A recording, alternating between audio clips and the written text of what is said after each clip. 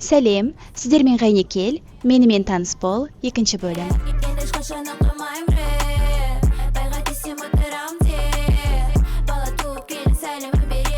Туған жерің. Қазақстан, Қызылорда облысы, Байқоңыр қаласы. Қазір қай қалада тұрып жатырсың? Соңғы 3 жыл Таиланд патшалығында Бангкок қаласында өмір сүріп жатырмын. Кім болып жұмыс істейсің?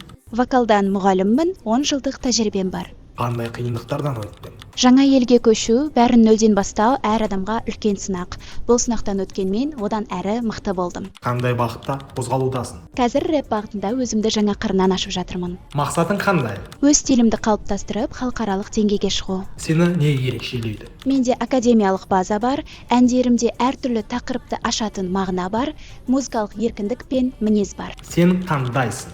Көңілді, салмақты, батыл және тыңдай білетін адаммын. Өмірлік ұстанымың? Биікке ұшамын деп асықпа. Кейін тізеге тұруыңның өзі ауыр болады. Әр қадамыңды бағалап, өрмелей білсең, әр соққы мамықтай болып қалады. Танысқаныма өте қуаныштымын. Сау бол.